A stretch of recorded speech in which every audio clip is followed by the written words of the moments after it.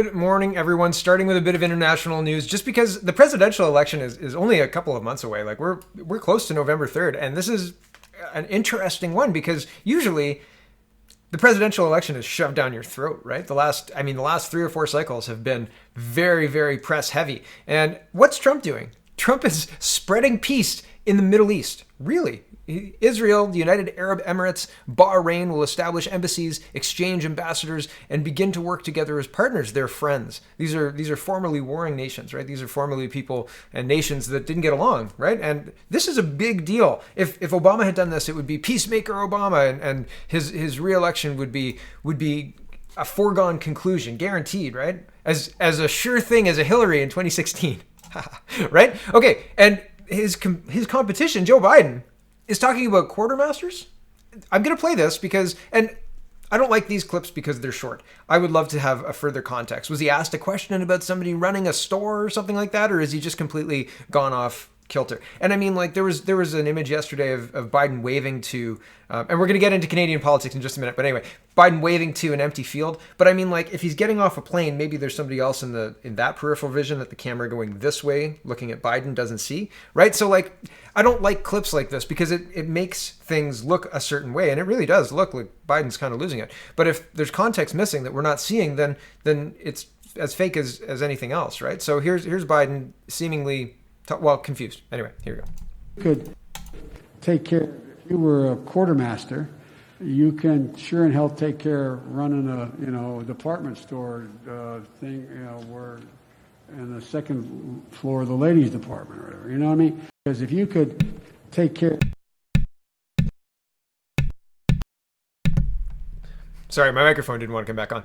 And so even just the direction of his conversation isn't sure. He seems fragile, right? And confused. Like, what's he talking about and why is he talking about that? But again, it's a short clip. I'd like to see a longer clip. There's been a lot of people speculating on his mental capacity and stuff. And compare that with Trump. I mean, I'm not going to play this for very long, but just a couple of seconds. Here we go. At the historic sites in Israel and to peacefully pray at Al-Aqsa Mosque in Jerusalem, the third holiest site in Islam. Just, I want to be fair about it, right? Play both people. But man, it's not very nice what Biden's handlers are making him do. It seems like you should let him go and have a nap or something, right? I don't know. Okay, moving into Canadian politics. Our own Deputy Prime Minister, Chrystia Freeland, is truly the master at using an immense amount of words to say nothing at all. Astounding, says Spencer Fernando. And I agree, Spencer. It's incredible how long these clips are. Oh my God. And it feels like a lot more than 1 minute and 52 seconds. We're just going to listen. If you thought Trudeau was bad, this is much worse. This is so much worse. Are you ready for the condescending mom tone? Here we go. The single most important economic policy of our government and the best thing we can do for our economy is to keep coronavirus under control. I can't emphasize. Coronavirus? Isn't coronavirus a whole classification of diseases? Isn't it like, you don't want to confuse COVID-19 with coronavirus, because if you were trying to keep coronavirus under control, I mean, that's impossible, right? Like you've got so many strains of flu, right? And flu is a kind of coronavirus, is it not? Right? Or maybe I'm wrong. Maybe flu is a different virus. But anyway, regardless, a coronavirus is just a respiratory virus, right? MERS and SARS were coronaviruses too. This coronavirus thing, it's confusing, and I think it's purposely so. Here we go. That too much. Some people sometimes like to talk about a trade-off between good health policy and good economic policy. I could not disagree more strongly. I think if we continue to It's just awful. Here she is, and we're going to get into Paul Martin, but it looks like Paul Martin is an unofficial advisor that Miss Freeland is very excited about. The body language that she's got is really interesting. She's really engaged in trying to explain things to you. It's aggressive hands. And anyway, here we go talking about Paul Martin and the economy. We're going to look at what people are saying. But remember Paul Martin? The sponsorship scandal? This was a big deal.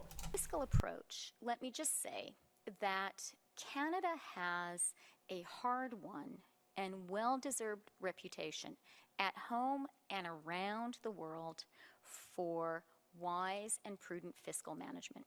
In fact, we entered this crisis with the lowest debt to GDP ratio among the G7 countries.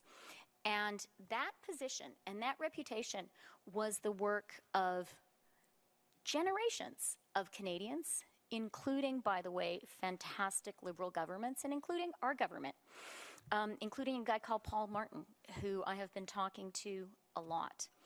That strong fiscal position that Canada had entering this crisis is what gave us the firepower to fight the coronavirus, to fight on the health front, to fight. And again, right, the name drop of Paul Martin. Ooh, Paul Martin. Have you heard of that one? He's a finance minister of note. Here's Rosemary Barton Freeland. I've been consulting widely. She says she's been speaking to Paul Martin a lot. And fiscal responsibility remains important to the government. Remains important to the government. They've done more spending by, threefold than World War II? And we haven't, the last fiscal update we got was in July? And Ms. Freeland has spent a lot of money since July, $37 million for the curb extension, $100 million. Anyway, no, $37 billion for the curb extension, and there was $100 billion for something else the other day. It was announced, and I can't remember exactly what it was. But just a quick reminder of Canada Britannica. Here's Prime Minister Paul Martin. History. Martin's administration struggled to maintain power. The struggle made more difficult by a political crisis generated by an ongoing inquiry into a sponsorship scheme in Quebec that allegedly involved the Liberals funneling money to advertising firms associated with the party for little or no work while Martin was finance minister. We, SNC, there are other examples, right? The current modern Liberals have done exactly the same thing, and iron, just slippery, Teflon Trudeau, right? In November 2005, a report emanating from the investigation into the financial scandal in Quebec was highly critical of the Liberals and former Prime Minister Chrétien, though Martin himself was personally exonerated. A motion of no confidence against Martin's government passed the House of Commons, forcing a general election. The Liberals were defeated, and Martin resigned as Prime Minister and as head of the party. So that ushered in Harper's decade of fiscal management, and then the 2008 collapse came, and there you go. And here's the National Post saying, Liberals are considering a universal basic income, but economists have tough questions for its proponents. Yeah, here is another potential cost-saving measure that the Liberals are saying, we're not going to do that. Fed's not planning to cut military spending to rein in deficit amid coronavirus, right? But people are saying Justin Trudeau's credibility as a fiscal manager is shot. He'll have to curb spending to get it back, right? So this article compares 1995 to now and the Canadian peso back then, right? That's what they were talking about. So here's a quote from, I think this is David Dodge. Yeah, David Dodge. And he says, quote, "It can't be overstated. The control of debt service cost is essential to maintaining social and economic programs and keeping the tax burden on the middle class at reasonable levels," Dodge said in a 30-page research paper released this week by Ottawa-based Public Policy Forum. Trudeau's fiscal credibility was tied to memories of what his party did when it was last in power. In 2015, that's a Paul Martin throwback, by the way. In 2015, he said his plan to run deficits would end before the next election. Once in government, his spending commitment evolved into a promise to keep the debt to GDP ratio on a downward track, a wobbly anchor since governments have little influence over the denominator in that equation. And so, and now we're totally off. We don't have any fiscal anchors. You can't point to something and say that's what we're hoping for. Like the taps are open, and they got rid of Bill Morneau, who seemed to be trying to say, well, we can't do that because that's not great. That's not a good idea. So, you got to get rid of people who don't see the vision, right? If you're Trudeau, cut them, gone. Doesn't matter if they're women of color. Doesn't matter if they're the only person in the room who's got the experience to be the finance minister. Hand that controller over to Chrystia. Don't not jump over the turtles. Don't miss those turtles, Chrystia. Okay. Here's Pierre Poilievre, and he says, Bank of Canada eases off treasuries, but will keep buying $5 billion a week of government bonds. How long can printing money pay the bills? I don't know. Okay, if you look at the United States debt, they're in trillion dollars of debt. You've got the debt clock, I think, in New York City, and it's just going up, right? increasing all the time. Like you look at it and it's just unfathomable. Like the number itself is just unfathomable. Like you can't look at it and understand it. You just go, that's a big number. Like it's nonsense. It doesn't make any sense. It's just like all sorts of numbers. Doesn't matter, right? And is that negatively impacting the United States' ability to spend and take on more debt? And like, I mean, Congress just continues to commit to more spending, like, and it doesn't seem to be a problem. And I'm just honestly saying that, right? Like maybe we got it wrong. Maybe fiscal responsibility is like so 1980, right? Like let's just get with the program and spend tons of money. It doesn't matter. It never did. Yay, right? Like the party is just starting. Turn on the taps. Everybody gets an ATM. I don't know. I think there's probably consequences to that. I think that there's probably a difficulty on the horizon. But if nobody behaves that way, and I'm not talking about like, you know, your neighbor Bob or anything like that, but anybody in leadership behaves that way, well, I mean, why did the citizenry have to, right? Like, it's a very, very strange thing. And how are they going to pay for it? How they're going to pay for it. Here we go. Tax people who are making money, right? Yeah, here we go. The clean fuel standards will impede our economy's ability to recover, which will cost Canadians jobs and make life less affordable for all. It will, however, create yet another opportunity for liberal insiders to benefit. And this is Blacklock's reporter says, full speed ahead with the new carbon tax fuel standards. Jonathan WNV, and he's the minister for that, tells reporters draft regulations are due in days. So if the Liberals negotiate this throne speech, and we'll get there soon. I think Jagmeet's on board. Then they're fine. They're going to implement new taxes. And man, you know, if the citizenry is happy to pay the tax, then I'm sure that the government will be happy to collect. And there are a lot of people who are quite happy to pay the carbon tax because they think they're doing something. They're not, but they think they are. And so I guess that's all that matters. Wall Street Journal. So yesterday I was reporting that Canada, Ms. Freeland was set to announce countermeasures against Trump's tariffs on aluminum. And, well, the Wall Street Journal's reporting yesterday, Trump administration moves to drop tariffs on Canadian aluminum. So, yay! That's good. That's good news, right? Here's the MSN that says U.S. calls off tariffs on Canadian aluminum for now. The United States hits the pause button on tariffs on Canadian aluminum today, agreeing to withdraw current penalties at least until after the presidential election in November. The move came right as Canada was set to impose a wide range of retaliatory measures that would have hit some politically inconvenient targets for President Trump as he seeks re-election. So interesting. Was it a head fake, or did somebody say, you don't really want to alienate these states and, you know, this market right now? I don't know. I honestly don't know. I think that Trump does stuff like this to play with the press, to get them to print things and then have the updates. I think that it works for him with regards to distracting the public from things that he finds important. I think that it's his tactic, and it has been his tactic for a long time. And I think Canada is not a yo-yo, but an easy target, because they've targeted Canada. The government of Canada has targeted Trump all through the first couple of years of his presidency, right? Like there's sniping articles. Trudeau himself was insulting to Trump. All sorts of reasons to play with us. And it serves Trump's purpose. So that's why I think this happened. And you know, Trump doesn't do things like this by accident, I don't think. And so it's notable. It's interesting to see, right? It's interesting to see. And it's interesting to see. So art of the deal is you go well past what you want and then settle on what you wanted in the first place, right? So we're watching art of the deal unfold in real time. Trump puts full tariffs on, knowing that they have to wait 30 days to counter tariff, right? Freeland announces 30 days clock started, and we're gonna do countermeasures. And then what gets announced? Here we go. Freeland offers few answers as Trump administration leaves strict new quotas on Canadian aluminum. Strict new quotas. Oh, so that's not as bad as a full ban, right? Like we'll be okay with that. We'll take that as a win. Here's real Nick Cavalis, and he said it all sounds good, but Canada has now agreed to 75 ton max per month average. It used to be 100 tons per month. The Liberals are deliberately went well over, and this is why the USA slapped tariffs, and now Canada has given in, though the Liberals are making it seem like a huge win. So yeah, there's other context with this, and Cavalis points that out. In 2018, or earlier in the year, this whole dance, when the original tariffs were repealed, Canada agreed to only send a certain amount. So again, art of the deal, if you have a 100 ton average per month and you want to reduce it to 75, in order to not have a really big negotiation about the whole thing, you just ban them, right? Ban them entirely, and then say, okay, well, all we want to do is make it 75 ton max, and that's way better than a ban, right? So, I mean, maybe that was the whole play. Maybe that's the whole thing. That's just, I mean, that art of the deal, Trumpism, right? There you go. I mean, that's a perfect example. All done, nice and clean. And Freeland can sound all strong and everything, but she didn't get played, but she got played for the 25% reduction in the quota. So there you go. And nobody's complaining about it, right? Nobody's like, oh, that Trump. Yay, he didn't ban us.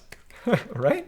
Okay. Ford government loses appeal. Moving on. To keep mandate letters secret, but takes 2-year fight to higher court. So Doug Ford gave mandate letters to his ministers in cabinet, and he wants to keep them secret. And he's taken everybody to court to keep them secret.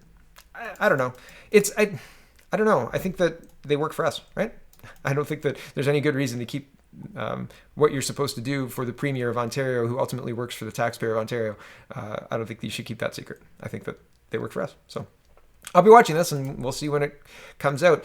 Moving into a bit of COVID, because COVID is still a big thing. Canada-US border shutdown likely to remain through November. November 3rd? Eh? Do you think? Just depending on who wins? Eh, Sleepy Joe? Or Peacemaker Trump, right? Deal Maker Trump? Art of the deal Trump, right? It's impressive, right? It's impressive whether you like it or not. I feel like this is not good for anybody. I think that we can fly to the United States, which is okay, but concerning that we can't drive. What if we wanted to have a road trip, right? And yes, I know COVID, blah, blah, blah, blah, blah, but the case numbers may be going up, but the hospitalizations and deaths aren't. So, not from what I've seen. So here is Robin Urbach responding to this tweet from Richard Southern, and Richard says, government sources tell me the Ford government is considering reducing gathering limits. A proposal to do so will go before cabinet today. It's not clear what the new limits will be or if this will be regional. Currently, it's 50 people indoors and 100 people outdoors, reducing the limits. So back to lining up outside the grocery store. That'll go over really well. Here's Robin's take on it. She says, honestly, what regular person in Ontario, meaning someone who doesn't obsessively follow the news, could even cite provincial regulations on gathering limits? Sure, half the gathering limits or something. It will mean nothing. And honestly, I follow the news probably more obsessively than Robin would think. And I didn't even know what the gathering limits were, because the rules change all the time. It's not like they're trying to be consistent about the rules. As far as I can tell, they're trying to be as confusing about the rules as possible and as damaging with them as possible as well. Just put on that mask while you have sex. And you know what? Haven't you tried a glory hole with your wife? No? Well, buy a fridge, get the fridge box and cut a hole in it. No! This is insanity. It's completely crazy. It is absolutely, it is not serious. It cannot be taken seriously by the public. People will not look at that and go, oh, yeah, that's a reasonable suggestion. Thanks, Government of Canada. Yes, I will have the specified amount of meat and get my glory hole ready, morons. Like, it's so dumb that it has to be parody, except that it's not parody. It's dumb. Okay, here is an article. This article is a concern troll article. You're concerned about this? Don't be concerned about this. That's what this is. You should be concerned about this. Mask exemptions exist. All you need to do is call the principal. How wearing a mask at school can impact a child's development. The mandating of face masks used in schools is raising concerns that the coverings may interfere with children's development, including speech, language, and social interactions. There's a lot that happens below here, okay? And how to shape words, how to shape the embouchure of your mouth, the shape of your mouth to say words, breathing properly. Kids look at adults' mouths when you're talking to them. My son does it more now because he's learning language, right? But kids in French immersion schools or kids in learning language schools, and if they can't see your mouth, that's problematic. Kids lip read too, right? Like, they need to see this kind of stuff. It is very problematic. This article goes to great lengths to diminish your anxieties about it. I'm using I've highlighted a couple of parts, but they go really hard on, don't worry about this, it's fine. Your kids will adapt. Bullshit. Okay, concern interfere with development. However, experts say children have a unique learning capabilities and will find other ways to communicate. Yeah, like through text on their phone, right? Stop talking entirely. While the masks may hide some of the ways children process and use information, Kang Lee, a professor of applied psychology and human development at the University of Toronto, told ctvnews.ca that children are very, very smart and can use different methods when interpreting social cues. Yes, but when you can't see any social cues, how can you interpret them? Morons. Back to this. However, Lee acknowledges that face masks may pose a few potential problems for children in interacting with their classmates and teachers. The main issue, Lee said, is that children might have difficulty recognizing people, since they often focus on individual facial features. As well, the masks may create issues for children in recognizing emotions and social interaction. That's terrible. We use our face, particularly the majority of the facial mysticular. That's not right. Musculature, that's right. To actively convey emotions, right? I'm very happy, I'm kind of sad, I'm very skeptical.